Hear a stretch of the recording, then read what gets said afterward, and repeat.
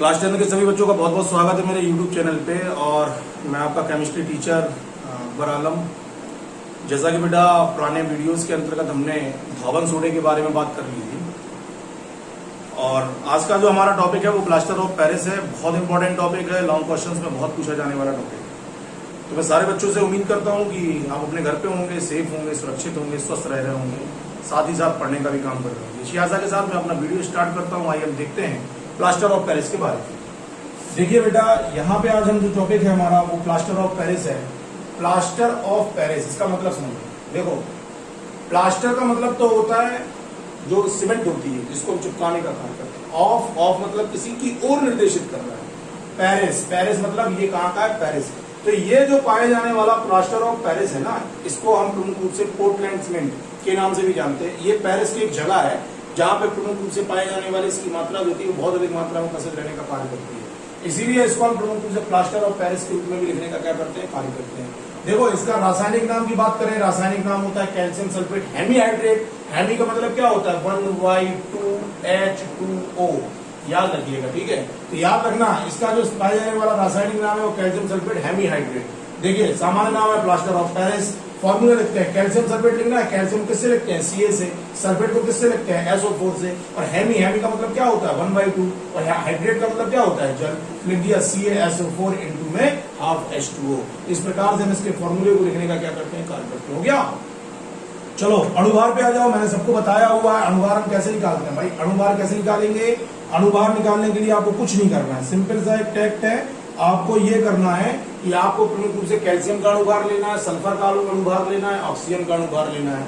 इसके बाद प्रमुख रूप से हाइड्रोजन का और ऑक्सीजन का, सबको उठा के जोड़ दीजिए तो टोटल अमाउंट जो निकल के आएगा वो निकल के आएगा पाई जाने वाली लवण का कुल अणुभार। तो 136.134 इसका अणुभार निकलने का क्या करेगा? कार्य करेगा। चलिए निर्माण की विधि में आते हैं। बहुत सिंपल सी निर्माण की विधि है, कुछ नहीं करते हैं। जब कैल्शियम सल्फेट डाइहाइड्रेट को, फॉर्मूला होता है देखो CaSO4। कैल्शियम का मतलब क्या हो गया? Ca। सल्फेट का मतलब क्या होता है? SO4।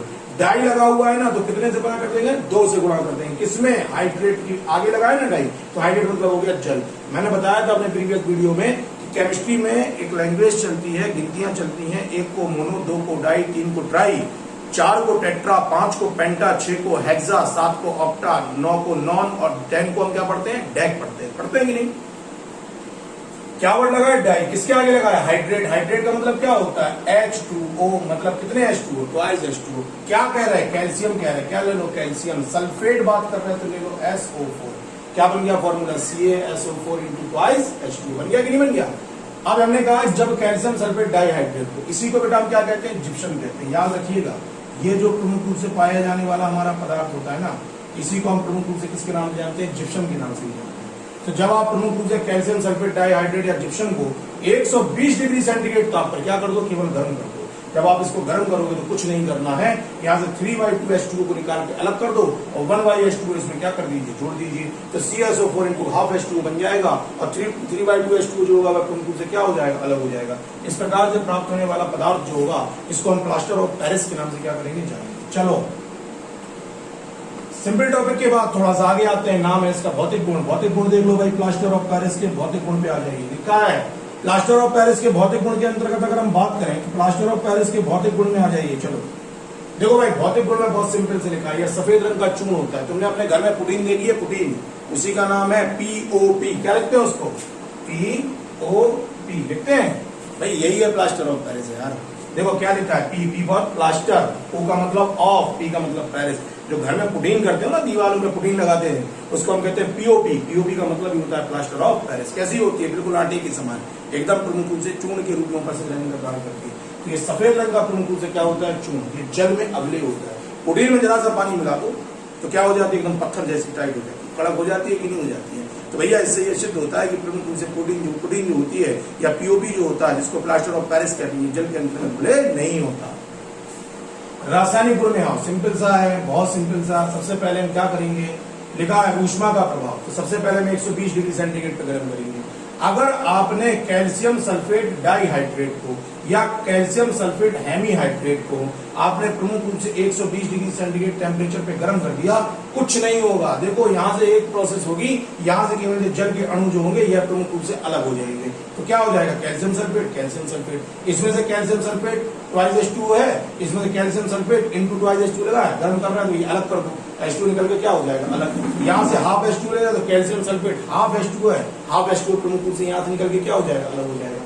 तो भैया जब भी आप प्रमुख रूप से 120 डिग्री सेंटीग्रेड टेम्परेचर पर कैल्शियम सल्फेट डाइहाइड्रेट या हेमीहाइड्रेट को आप 120 डिग्री सेंटीग्रेड पे गर्म करने का कार्य करते हो तो निर्जलीय प्लास्टर की या पाए जाने वाले कैल्शियम सल्फेट की प्राप्ति होती है। इसमें देखो जल नहीं है ना, तो इसको हम क्या कहते हैं, एक विशेष नाम दे दिया, निर्जलीय प्लास्टर के नाम से क्या करते हैं जानते हैं, इसे मृत तापित प्लास्टर भी कहा जाता है। इस क्वेश्चन को विशेष तौर पे याद रखना है, क्वेश्चन पूछा जाता है मृत तापित प्लास्टर किसे कहते हैं। मृत तापित प्लास्टर का मतलब क्या हुआ, जब प्रमुख रूप से पाई जाने वाली कैल्शियम सल्फेट डाइहाइड्रेट या हेमीहाइड्रेट को 120 डिग्री सेंटीग्रेड ताप पर आप गर्म करने का कार्य करते हैं तो जल जो होता है वो मुक्त होने का क्या करता है, कार्य करता है। जब ये जल प्रमुख रूप से मुक्त होने का कार्य करेगा ना, तो जल के निकल जाने के बाद प्रमुख रूप से हमारा जो पाया जाने वाला पदार्थ बचेगा, उसी पदार्थ को मृत तापित प्लास्टर के नाम से क्या करते हैं जानते हैं। चलिए आगे बढ़ते हैं, अगले टॉपिक पे आओ। 400 डिग्री सेंटीग्रेड, भैया 400 डिग्री सेंटीग्रेड टेम्परेचर पे गर्म करते हैं, कुछ नहीं करना है। 400 डिग्री सेंटीग्रेड पे गर्म करोगे तो कैल्शियम सल्फेट को यदि 400 डिग्री सेंटीग्रेड टेम्परेचर पे आपने गर्म कर दिया तो Ca निकल जाएगा, कैल्शियम ऑक्साइड, सल्फर डाइऑक्साइड और ऑक्सीजन यहाँ से मुक्त होने का क्या करेगी, कार्य करेगी। याद रखना कैल्शियम सल्फेट को जब आप 400 डिग्री सेंटीग्रेड टेम्परेचर पे गर्म करते हैं तो कैल्शियम की ऑक्साइड की प्राप्ति होती है, सल्फर डाइऑक्साइड की प्राप्ति होती है और ऑक्सीजन गैस जो होती है वह मुक्त होने का क्या करती है, कार्य करती है। चलो आगे आओ, आगे आइए, जल से क्रिया। जल से क्रिया के बारे में देख लो, बहुत important topic, UP board examination का टॉप मोस्ट इंपोर्टेंट क्वेश्चन। रट्टा मार लो इस क्वेश्चन में भैया, बहुत फायदेमंद क्वेश्चन है ये। लिखा है भाई जल से अभिक्रिया के बारे में आ जाओ। लिखा है प्लास्टर ऑफ पेरिस को जब जल के साथ क्रिया कराते हैं तो जिप्सम की प्राप्ति होती है। इस क्रिया को प्लास्टर ऑफ पेरिस के जमने की क्रिया के नाम से जाना जाता है। ये लाइन बहुत इंपॉर्टेंट है, याद रखना भाई। ये जो लाइन आपने लिखी है ना, ये जो लाइन आपने लिखी है, ये लाइन बहुत इंपॉर्टेंट है। ये लाइन क्वेश्चन पूछा जाता है प्लास्टर ऑफ पेरिस के जमने की क्रिया को स्पष्ट करिए, तो कुछ नहीं है, बहुत सिंपल से। जब प्लास्टर ऑफ पेरिस में प्रमुख रूप से जल को मिलाने का कार्य किया जाता है तो ये पत्थर के समान जमने का क्या करता है, कार्य करता है। इस क्रिया को हम प्रमुख रूप से प्लास्टर ऑफ पेरिस के जमने की क्रिया के नाम से क्या करते हैं, जानते हैं। सिंपल, कैल्शियम सल्फेट ले लिया, हेमीहाइड्रेट या 1H2O, ये प्लास्टर ऑफ पेरिस हो गया। इसको लेने के बाद इसमें प्रमुख रूप से जल के अणु मिला दिए, मिला दो, किसकी प्राप्ति हो जाएगी, जिप्सम की प्राप्ति हो जाएगी। किसकी प्राप्ति हो जाएगी, जिप्सम। ये हमें प्रमुख रूप से यहाँ से किसकी प्राप्ति होती है, जिप्सम की क्या हो जाएगी, प्राप्ति हो जाएगी। कुछ नहीं करना है, 1/2H2O है, ये 3/2H2O है, तो 3 और 1 4 और 2 2 4, भाग दे दो सीधा, तो क्या बचेगा भैया, भाग दोगे यहाँ से एलसीएम लेके तो 2 आ जाएगा, भाग दे दोगे तो क्या आ जाएगा, 2H2 आ जाएगा कि नहीं। इस प्रकार से प्रमुख रूप से ये सॉल्व हो जाएगा। अगले टॉपिक में उपयोग लिखा, इसका उपयोग हड्डियों को जोड़ने के लिए किया जाता है। जब आपका हाथ टूट जाता है तो प्लास्टर लगा देता है डॉक्टर, क्यों लगा देता है, ताकि हड्डी कैसी बनी रहे, सीधी बनी रहे। हड्डियां स्वयं अपने आप जुड़ने का कार्य करते हैं, कोई चीज जोड़ती नहीं है। ये आपके पाए जाने वाले शरीर में होने वाली रीजनरेशन की प्रोसेस है। स्वतः हड्डियां जो होती हैं वापस जुड़ने का क्या करती हैं, कार्य करती हैं। तो विशेष तौर पे हमें याद रखना है, हड्डियों को जोड़ने के लिए हम प्रमुख रूप से किसको उपयोग मिलाने का कार्य करते हैं, प्लास्टर ऑफ पेरिस को उपयोग मिलाने का कार्य करते हैं। ऐसे याद कर लेना, जब हड्डी टूटे तो पता कर लेना भाई हड्डी टूट गई तो किससे जोड़ेंगे, पीओपी से जोड़ देंगे। दूसरे उपयोग में आओ, सजावटी सामान के निर्माण में, मूर्तियों के निर्माण में। आप भैया जब जाते हैं नौ दुर्गा के अंतर्गत देवी जी को उठाने के लिए, तो देवी जी का जो निर्माण होता है ना, वो जो उनका निर्माण किया जाता है वो पीओपी से, प्लास्टर ऑफ पेरिस के द्वारा निर्माण किया जाता है। इसका उपयोग दंत चिकित्सक में किया जाता है। दंत चिकित्सा क्या होती है, जब जैसे आपका दांत टूट गया तो क्या करेंगे, पीओपी का एक दांत बनाएंगे और बनाने के बाद आपको फिक्स कर देंगे, बढ़िया आराम से आपका काम करेगा, कोई टेंशन नहीं। दीवारों को चिकना करने के लिए करते हैं ना, घर में क्या होता है, प्लास्टर हो गया, पापा कहते हैं भैया पीओपी लगा दो, प्रिंट लगा दो, ताकि प्रमुख दीवारें जैसी हो जाए, चिकनी हो जाए। इसका उपयोग यहाँ कर लेते हैं। आगे आ जाओ चौथे में, इसका उपयोग अग्निरोधक पदार्थों के निर्माण में किया जाता है। पीओपी के बने हुए पदार्थों में आग लगाओगे, आग नहीं लगेगी। आगे के नोट में आओ, एक बहुत छोटा सा क्वेश्चन, क्रिस्टल जल के बारे में बात करूंगा। क्रिस्टल जल क्या है तो देखना भैया, इसके अंतर्गत क्रिस्टल जल के अंतर्गत आओ, लिखा है तत्वों के द्वारा प्राप्त होने वाले लवण के साथ जुड़े हुए जो जल के अणु होते हैं उन्हें क्या कहते हैं, क्रिस्टल जल के अणु कहते हैं। बहुत सिंपल इंपॉर्टेंट परिभाषा याद रखना है।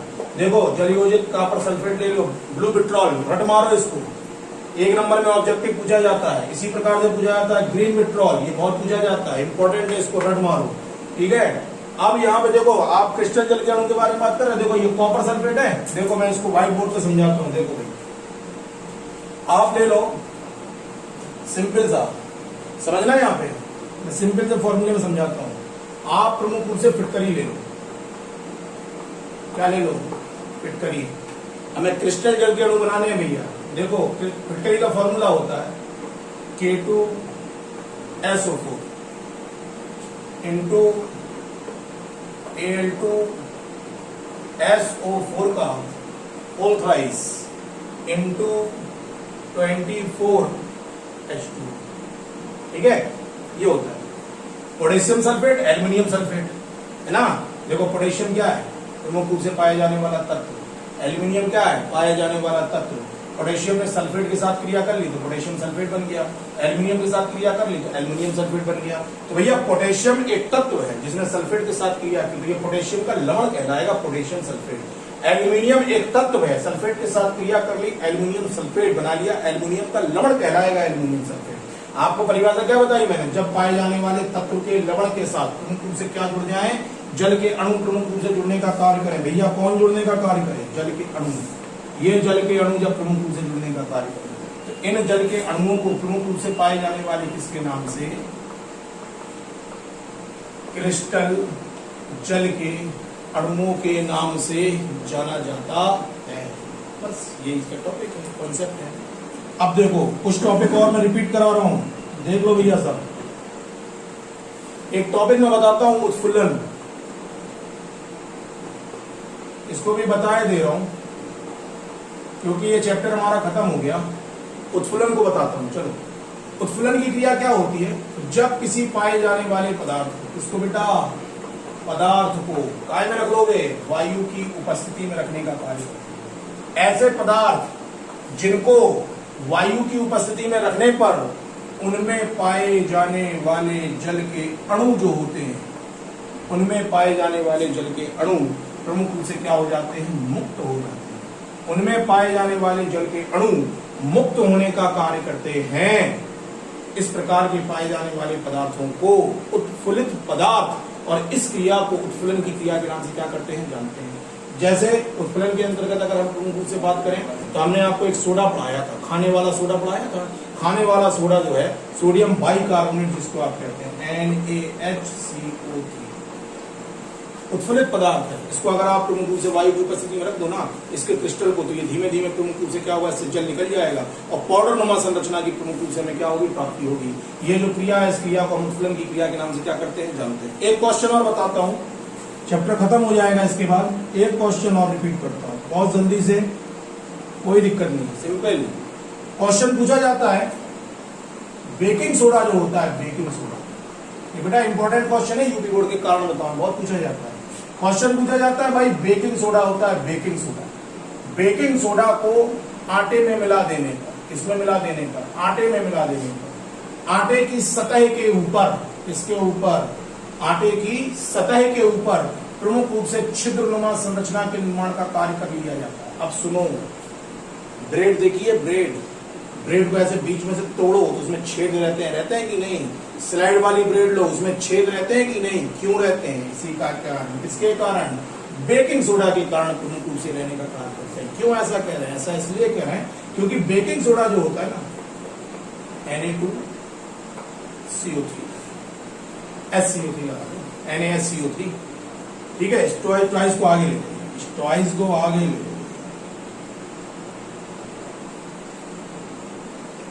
ट्वाइस को आगे, ट्वाइस NaHCO3, ठीक है। इसको आप जब प्रमुख रूप से बेटा क्या करोगे, गर्म कर दोगे ना, तो यहां से क्या होगा, Na2CO3 अलग हो जाएगा, ठीक है। प्लस में जल के अणु अलग होंगे और प्लस में इसमें कार्बन डाइऑक्साइड गैस निकलने का क्या करेगी, कार्य करेगी। तो जो आटा होता है ना, आटे में खमीर आ जाता है, कहते हैं खमीर आ गया। खमीर मतलब उसमें बबल्स पड़ गए, बीच में एयर आ गई, कैसे आ जाती, कैसे आ जाती है।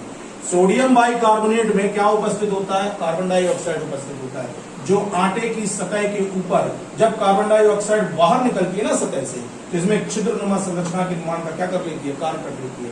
इसीलिए ब्रेड या पाए जाने वाले टोस्ट जो कुछ भी होते हैं, उनके अंतर्गत प्रमुख रूप से छिद्रनुमा संरचना जो होती है, वह प्रमुख रूप से हमें देखने को मिलती है। तो याद रखिएगा ये बहुत इंपॉर्टेंट कारण बताओ है।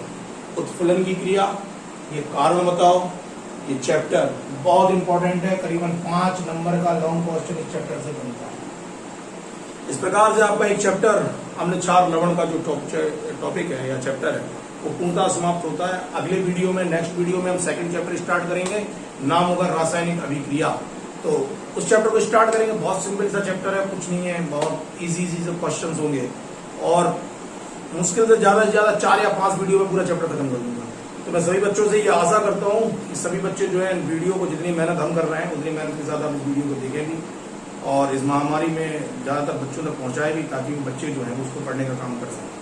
तो इसी आशा के साथ सभी बच्चे जो हैं वो घर पे रहें, सुरक्षित रहें, पढ़ने का कार्य करते रहें। वीडियो अच्छा लगे तो उसको लाइक करिए, चैनल को सब्सक्राइब कर लीजिए ताकि नए नोटिफिकेशन आपको मिलने का कार्य कर सकें। इसी आशा के साथ मैं पुनः आपके सामने उपस्थित हूँ। तब तक के लिए बहुत बहुत धन्यवाद, बहुत बहुत आभार आपका। Thank you.